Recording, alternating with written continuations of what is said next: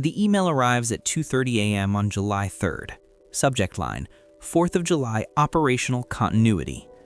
I'm already awake. Insomnia has that effect when you've spent 6 weeks watching a new VP dismantle functional systems through sheer incompetence.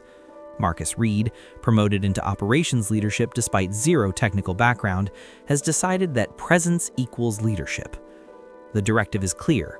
All department heads must be physically in the office on Independence Day to demonstrate commitment during critical operational windows. There is no critical operational window. Our infrastructure runs on automated failovers.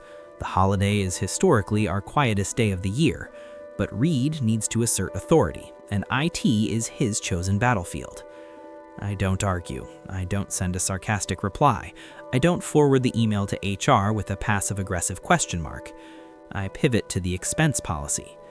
Because what Marcus Reed doesn't realize, what he never bothered to learn during his 6-week reign, is that operational mandates trigger operational budgets.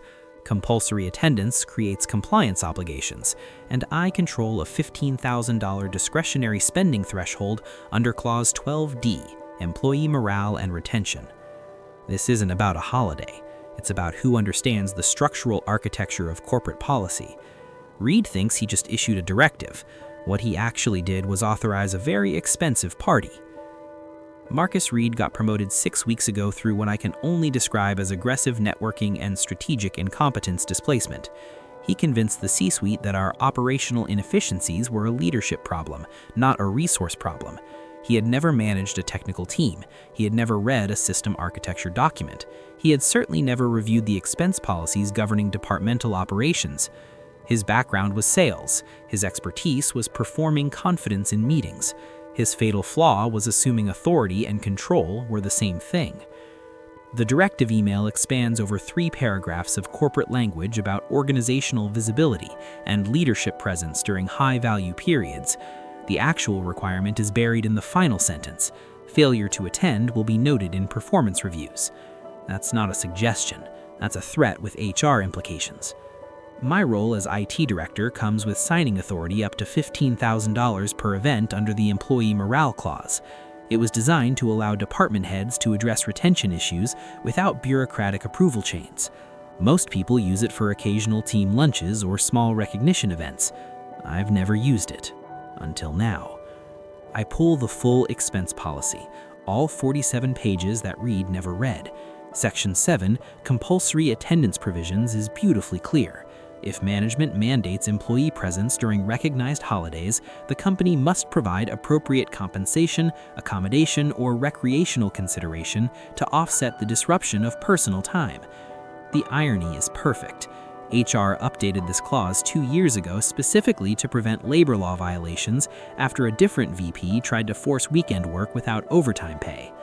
Reed just created a mandatory work event, which means I'm required to provide appropriate accommodation. I don't call Reed to clarify. I don't send a confirming email. I call Catering Solutions and our corporate event coordinator.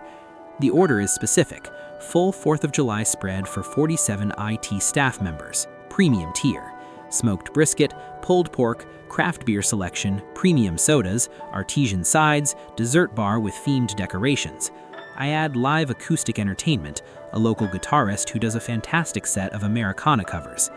Total cost, $12,347.89.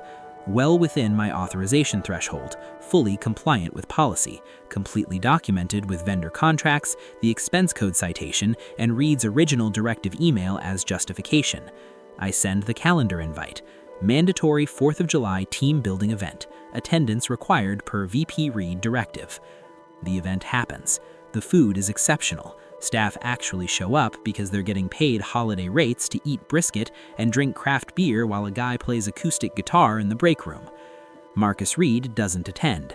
He's at his lake house naturally, because the directive was never about operational continuity. It was about performative control. The invoice posts on July 8th. Reed sees it on July 9th. Reed storms into my office at 9:47 a.m.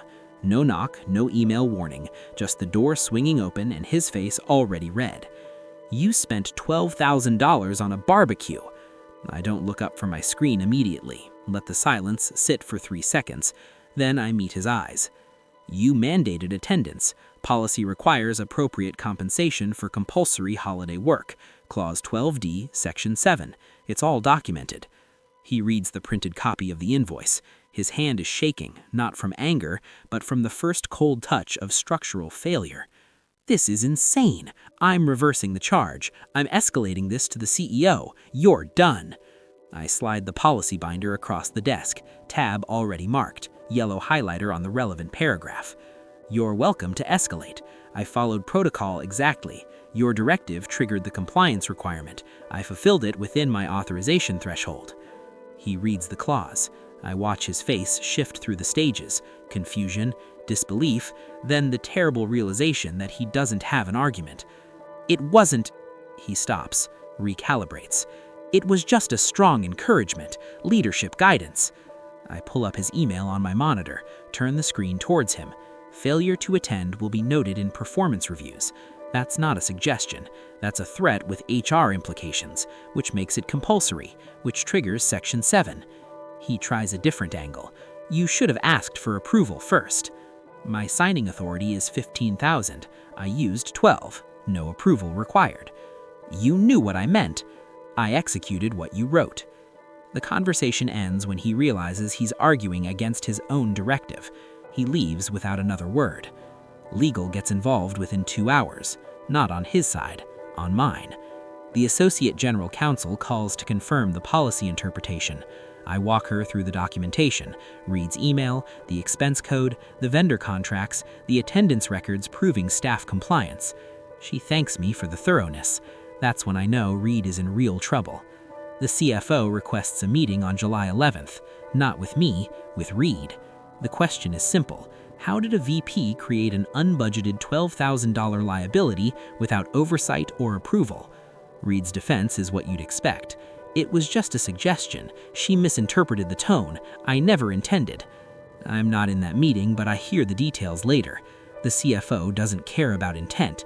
He cares about structural integrity. He cares that a VP issued a directive without understanding its financial implications. He cares that Reed created a surprise. In corporate finance, surprises are unforgivable.